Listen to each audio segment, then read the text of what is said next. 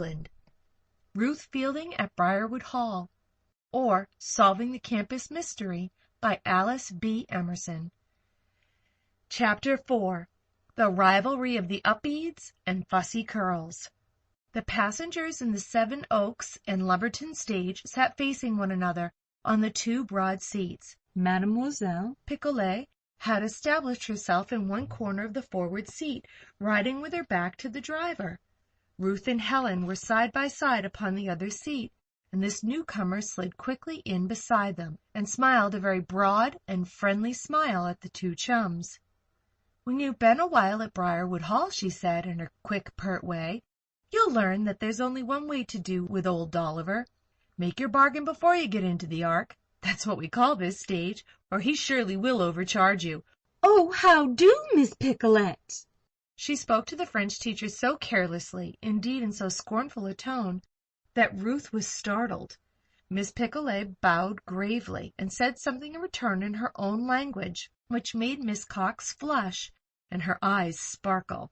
It was doubtless of an admonishing nature, but Ruth and Helen did not understand it. "Of course, you are the two girls whom who were expected today?" the girl asked the chums quickly.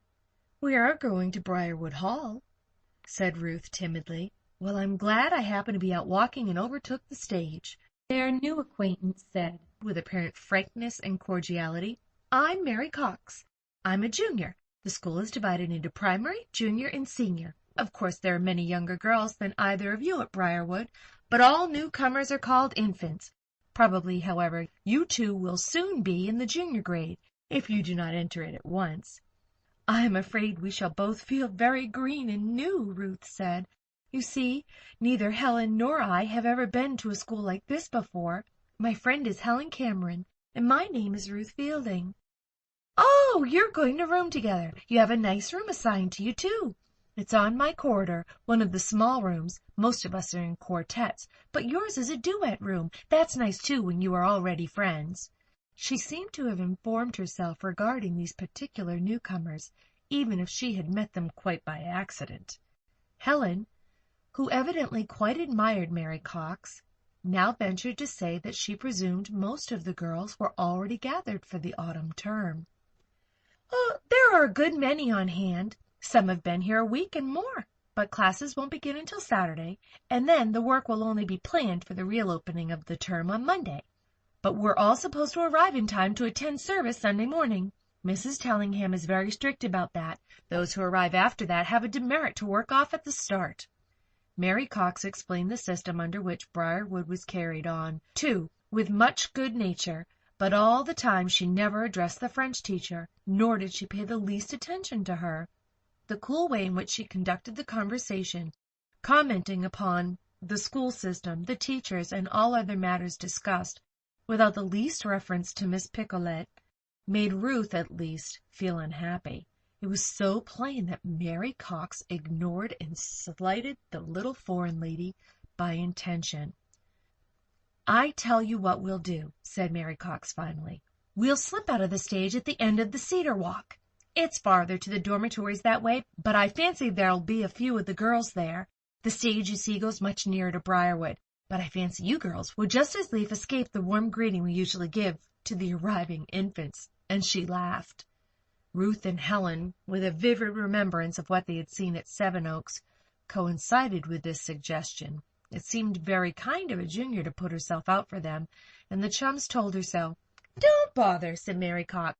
"Lots of the girls, especially the girls of our age, coming to Briarwood for the first time, get in with the wrong crowd. You don't want to do that, you know." Now the chums could not help being a little flattered by this statement.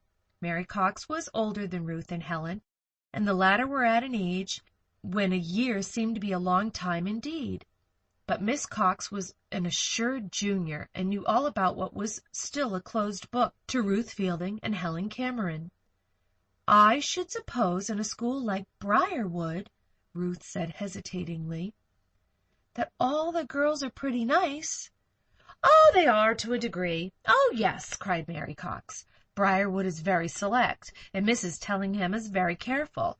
You must know that, Miss Cameron," she added point-blank to Helen, "or your father would not have sent you here." Helen flushed at this boldly implied compliment. Ruth thought to herself again that Mary Cox must have taken pains to learn all about them before they arrived, and she wondered why the junior had done so. "You see, a dual room costs some money at Briarwood," explained Miss Cox.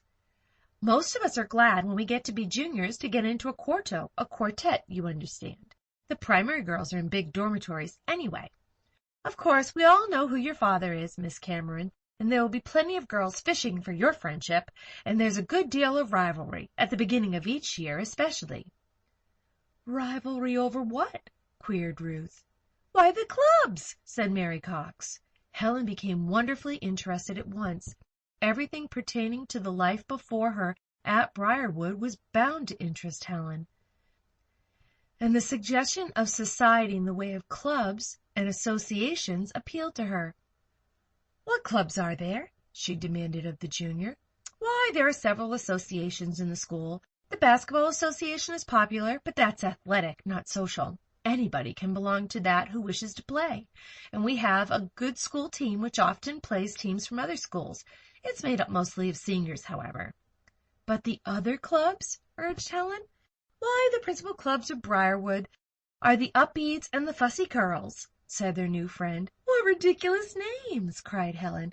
"I suppose they mean something, though." "That's just our way of speaking of them. The Upedes are the Up and Doing Club. The Fussy Curls are the F.C.'s. "The F.C.'s?" questioned Ruth. "What do the letters really stand for?" "Forward Club, I believe. I don't know much about the Fussy Curls," Mary said with the same tone and air she had used in addressing the little French teacher. "You're an Upede," cried Helen quickly. "Yes," said Mary Cox, nodding, and seemed to have finished with that subject. But Helen was interested. She had begun to like this Cox girl, and kept to the subject. "What are the Upedes and the F.C.'s rivals about?" "Both clubs are anxious to get members," Mary Cox said. "Both are putting out considerable effort to gain new members, especially among those who enter Briarwood at the beginning of the year." "What are the objects of the rival clubs?" put in Ruth quietly. "I couldn't tell you much about the Fussy Curls," said Mary carelessly. "Not being one of them, I couldn't be expected to take much interest in their objects. But our name tells us our object at once. Up and Doing. No slow coaches about the Upedes. We're all alive and wide awake." "I hope we will get in with a lively set of girls," said Helen with a sigh. "It will be your own fault if you don't," said Mary Cox. Oddly enough, she did not show any desire to urge the newcomers to join the Upedes. Helen was quite piqued about this, but before the discussion could be carried further, Mary put her head out of the window and called to the driver. "Stop at the Cedar Walk, Dolliver. We want to get out there. Here's your 10 cents." Meanwhile, the little foreign lady had scarcely moved. She had turned her face toward the open window all the time, and being veiled, the girls could not see whether she was asleep or awake. She made no move to get out at this point, nor did she seem to notice the girls when Mary flung open the door on the other side of the coach, and Ruth and Helen picked up their bags to follow her. The chums saw that the stage had halted where a shady, winding path seemed to lead up a slight rise through a plantation of cedars. But the spot was not lonely.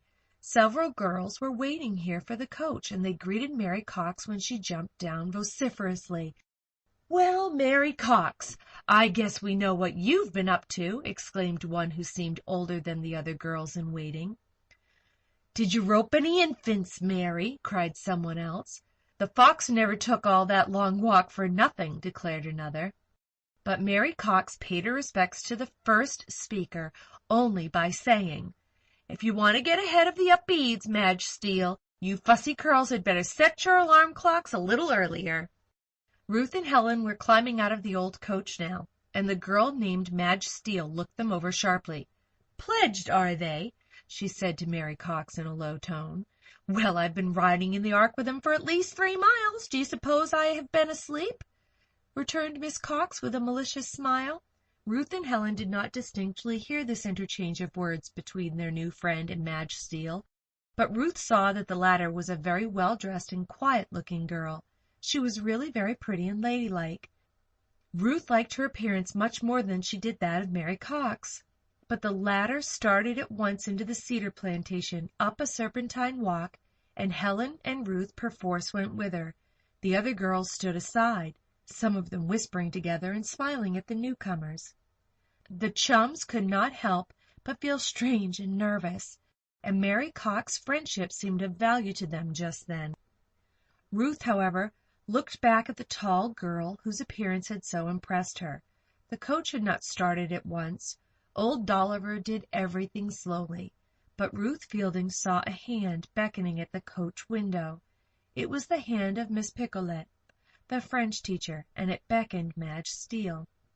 The latter young lady ran to the coach as it lurched forward on its way. Miss Picolet's face appeared in the window for an instant, and she seemed to say something of importance to Madge Steele. Ruth saw the pretty girl pull open the stagecoach door again and hop inside. Then the ark lumbered out of view, and Ruth turned to follow her chum and Mary Cox up the winding cedar walk. End of Chapter 4.